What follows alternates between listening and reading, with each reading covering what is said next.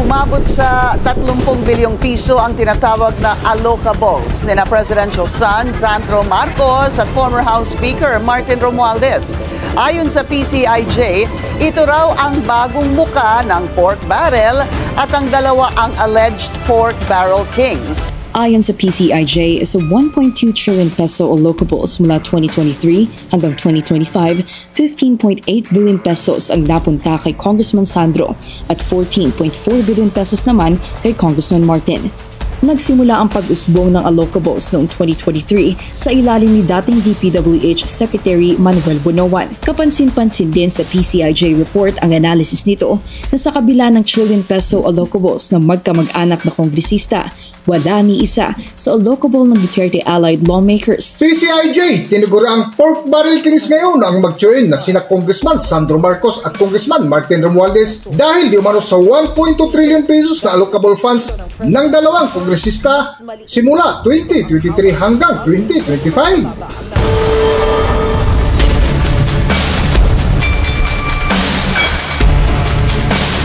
Nakakatanggap umano ng bilyong-bilyong allocable funds ang mga kongresista ng bawat distrito sa pamamagitan ng parametric formula na si dating DPWH Undersecretary Maria Catalina Cabral lamang ang nakakalam ayon sa Philippine Center for Investigative Journalism o PCIJ. Batay ang ulat sa pagsusuri at dokumento na nakuha ng PCIJ mula sa DPWH tungkol sa formula na umano'y ginagamit mula noong 2023 ang unang national budget ng administrasyon ni Pangulong Ferdinand Marcos Jr. Si dating DPWH Yusek for Planning Cabral umano ang mismong lumikha nito at tanging siya lamang ang nakakaunawa habang hindi ito naipaliwanag ng malinaw sa ibang opisyal ng ahensya. Una na itong inihayag ni dating DPWH Yusek Roberto Bernardo at sinabing kasama sa mga saklaw na kinukonsidera sa laki ng allocable funds ang laki ng distrito at populasyon ng nasasakupan. Ang allocable funds o formal na tinatawag na ceiling budget na kumakatawan sa bahagi ng budget ng DPWH na ipinasa sa ilalim sa kontrol ng mga district congressman na nagsisilbi umanong bagong anyo ng pork barrel ayon sa PCIJ. Ipinaliwanag naman ng PCIJ na nasa ilalim ng kasalukuyang sistema, ipinapalam ng district engineers sa mga kongresista kung magkano ang kanilang allocable funds at nagbibigay ng listahan ng proyekto na pasok sa naturang budget. Ang mga mambabatas ang pumipili kung ano ang isasama sa National Expenditure Program o NEP na kalaunay dinaan sa deliberasyon ng Kongreso hanggang sa maging bahagi ng General Appropriation Act o GAA. Ayon naman sa datos, umabot ito ng 402 billion ang original na ceiling budget ng allocable funds para sa 2025 kung saan 356 billion ang tuluyang na isama sa GAA. Mula 2023 hanggang ngayon 2025, si Ilocos Norte 1st District Representative Sandro Marcos ang may pinakamalaking allocable funds kada taon na may 5.2 billion pesos at si Leyte 1st District Representative Martin Romualdez naman ay may 4.8 billion pesos na parehong binansagan ngayon na pork barrel kings ang dalawa. Umabot sa 30 bilyong piso ang tinatawag na allocables ni na Presidential son Sandro Marcos at former House Speaker Martin Romualdez. Ayon sa PCIJ, ito raw ang bagong muka ng pork barrel at ang dalawa ang alleged pork barrel kings. May sagot naman ang Malacanang dito.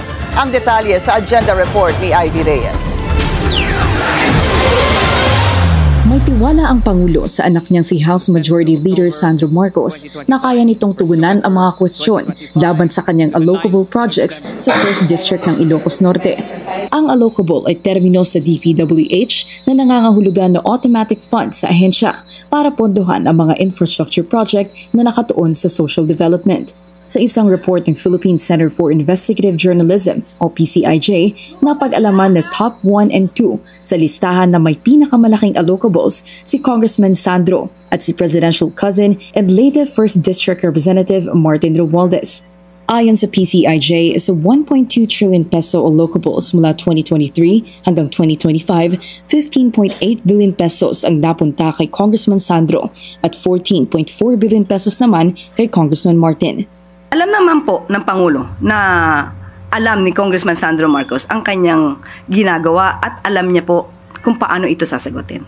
Nagsimula ang pag-usbong ng allocables noong 2023 sa ilalim ni dating DPWH Secretary Manuel Bonoan sa pamamagitan ng tinatawag na BBM Parametric Formula o Baseline, Balanced, and Managed Formula na tanging si former DPWH Undersecretary Catalina Cabral lang daw ang nakakaintindi ipinapasok ang mga allocable sa National Expenditure Program o President's Budget. Kung bakit nanunuot mula sa district engineer hanggang sa pinakamataas na pwesto sa DPWH ang issue sa allocable, nagmumula kasi ang BBM parametric formula sa mga district engineer. Sila ang magbibigay ng listahan sa mga kongresista ng allocable projects na sasapat sa ceiling fund per district. Mamimili ngayon ang kongresista kung ano-anong proyekto ang maisasama sa pinal na listahan ng kanyang allocable.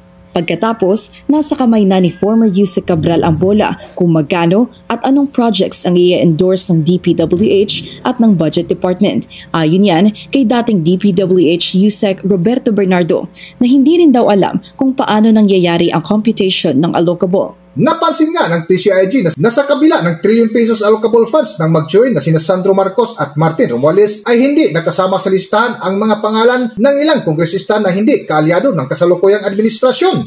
Para sa buong kwento, narito ating panoorin ang video.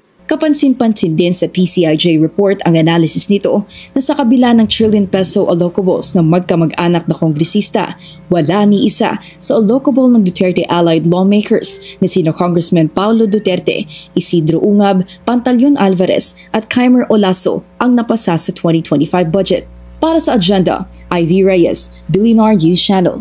Hanggang dito na lang muna ang ating video at kung nagustuhan nyo, huwag kalimutan mag-subscribe at pindutin nyo na rin ang notification bell para ma-notify kayo sa ating susunod na video. Maraming salamat!